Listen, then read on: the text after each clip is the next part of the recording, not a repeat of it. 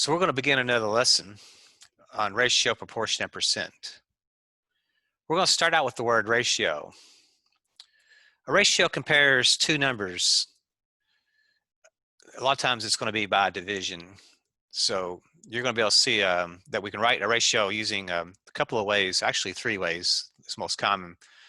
You can write a ratio using the word 2, using a colon, or using a fraction. Those are the three most common ways of writing a ratio. So let's look at this example. A young mother pays her son $5 for every time he does his chores 7 days in a row.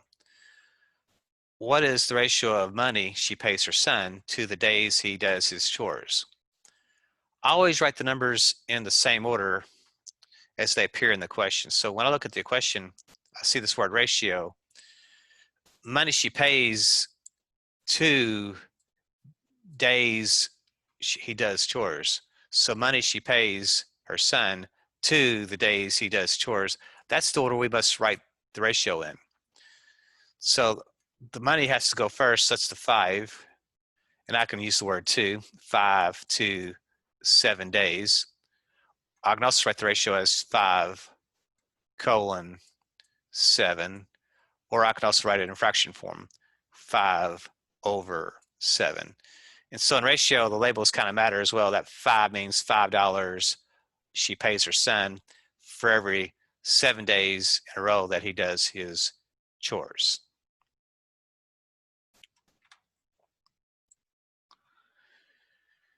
Ratios are going to be similar to fractions, so renaming or reducing is a common practice when it comes to ratios.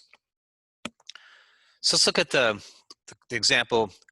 A young pharmacist, so a young man works as a pharmacist assistant during a 2-hour period. He counts $50 in credit card sales and $20 in cash sales. What is the ratio of cash sales to credit card sales? So again, the clue what kind of problem this is I see the word ratio. A ratio is just comparing two numbers using the word 2 or a colon or fraction form. I'm going to do this one in fraction form. So what is the ratio of sales to credit card sales? So notice again, the order does matter. Cash sales to credit card sales. So the order I have to put my ratio in is the cash has got to go first. So when I look at it, the $20 is the cash sales, so it goes on the top. 2 then, the credit card sales the second, that's got to go on the bottom. And just like fractions, ratios can be reduced. And since there's a trailing 0, I know I can divide the top and bottom by 10. So when I divide by 10, I can just lose a 0, make that 2, or 10 goes into 20 twice. Or if I divide the 50 by 10, I can drop a 0, or 10 goes into 50 5 times. So our ratio turns into 2 to 5, which means now $2 cash sales for every $5 credit card sales. That's what that would be conveying as a ratio. So those labels are still important.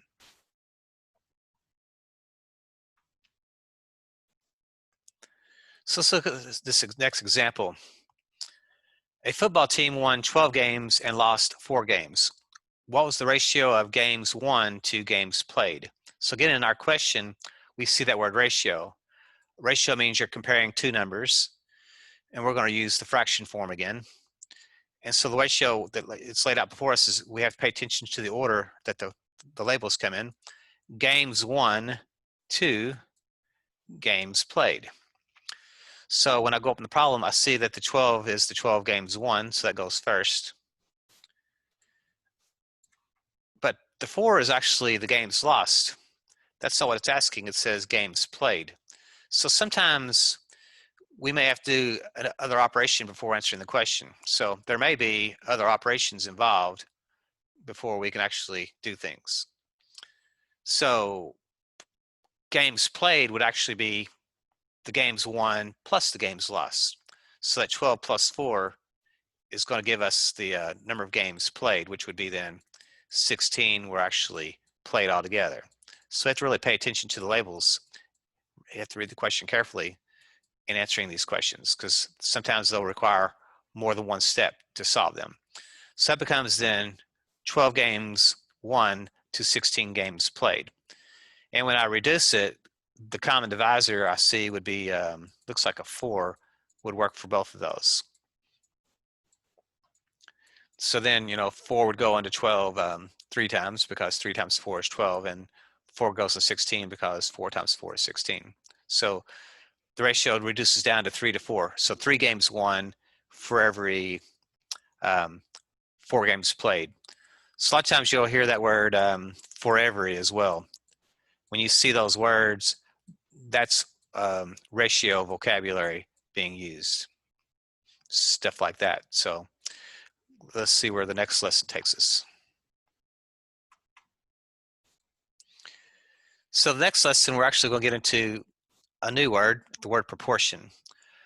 A proportion is in an equation, so it means we have to have that equal sign involved, that shows 2 ratios that are equal.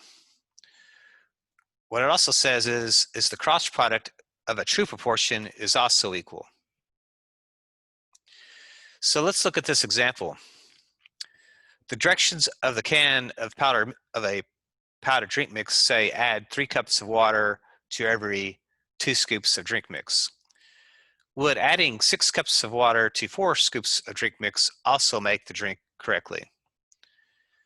So again, the way we can compare this is using a proportion. But when you use a proportion, make sure the labels stay in the same order on each side of the equation. So what I see is cups of water to every 2 scoops of drink mix. So I see 3 water for every 2 scoops. So I'm gonna use like a W and S to kind of remind myself what the labels are.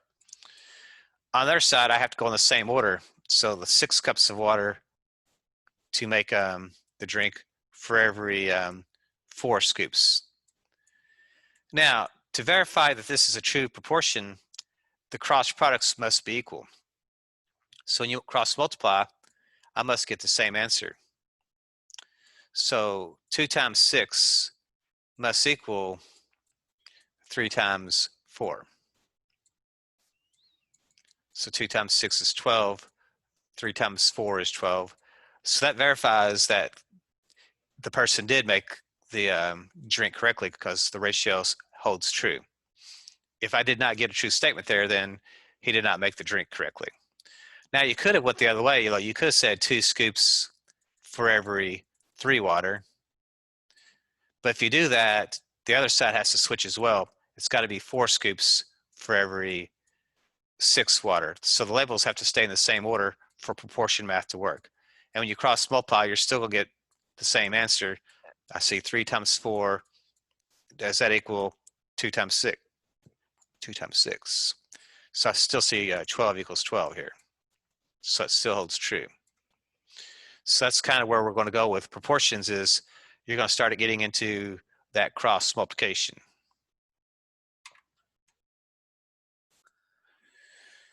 So in proportion problems, what we're going to find out is in most proportion problems, you'll be asked to solve for a missing term. So something's going to be missing. So you're going to be basically what we call solving for X, if you will.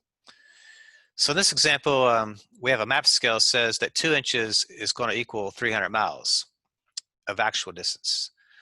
So what is the actual distance if a map's distance of 5 inches was represented? So again, we have a map scale says that 2 inches equals 300 miles. What actual distance would a map distance of 5 inches represent? So sometimes we have to read the question a couple of times, and the last part's always important. The unknown is going to be the distance, which in other words, actual distance. So that's going to probably be the miles instead of the inches. The inches is going to probably be what's on the map. So I can use a proportion to solve this. So what I see is there's 2 inches goes with 300 miles. So I can write that as a ratio. That conveys an idea. I'm just going to use M for miles. But if I do that, over here I have to do my labels in the same order. So the 5 inches is going to be on top, and we don't know how many miles that is, so it's going to be X miles. And since this is a proportion, for it to be true, the cross products have to equal. So when you cross multiply, I must get the same thing. So I always like to multiply the diagonal with the x first to keep the variable on the left side. So 2 times x would be on the left side, and then 5 times 300 would be on the right side. So 2x is already about as far as it can go, but I can simplify 5 times 300 down to 1500.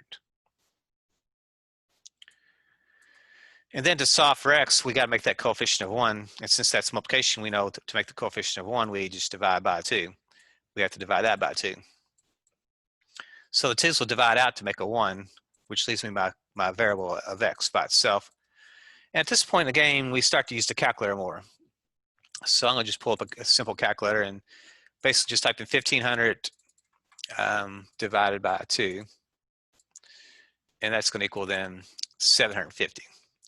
So 750 would be the number of miles of actual distance.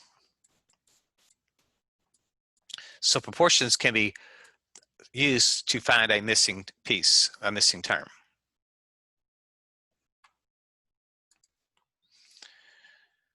So some proportion problems will be asked to find what's called a unit rate.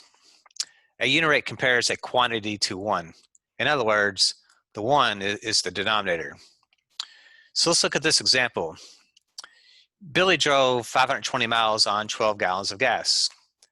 How many miles per gallon did she get on the trip? The word per is going to be a really important word that's going to help us say, hey, this is probably going to be a proportion. So look out for that word, because that's going to help us identify what kind of problem this is. So proportion can be used so we can see that 520 miles goes with 12 gallons. And notice that, it says per gallon, so we know the gallons has got to be on the bottom here as well, because I want to know per 1 gallon. So the miles has to go on the top and the gallons has to go on the bottom to meet what they're looking for, because we're looking for 1 gallon. So the 528 miles is on the top, and that's going to go with 12 gallons. And what we want to know is how many miles, which we don't know, is going to go with 1 gallon. So again, you have miles to gallons, miles to gallons. So we know that the proportion is set up because your labels are going in the right order. Now, for this to be a true proportion, the cross products have to be equal. So 12 times x must equal 528 times 1. Well, that's just 528.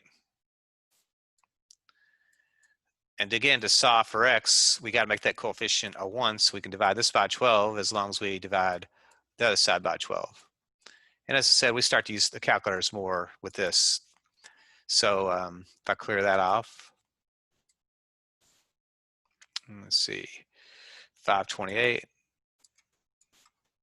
divided by 12, that gives us 44. So x is going to equal then 44 miles on 1 gallon of gas. That's pretty good gas mileage. So always look at the answer and see if it seems reasonable as well. That's a big catch for word problems.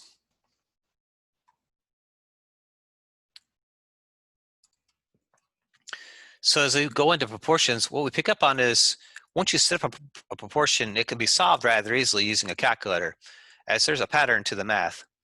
So what you pick up on is the first step is just multiply the 2 diagonal numbers together, and then you just divide by that remaining number.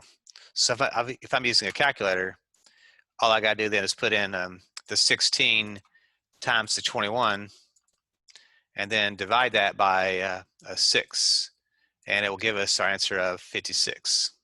So x equals 56.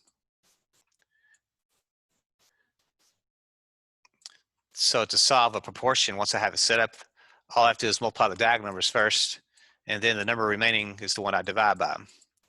So this one, to solve it, I'd have to multiply the 114 times the 3. And again, order does not matter there. And then you're going to divide by the 19, and that's going to give you 18. So x is going to equal then 18, and that would solve the proportion just using the calculator once it's set up. So multiply the diagonal numbers, and then just divide by the remaining number becomes the quick process to solving proportions.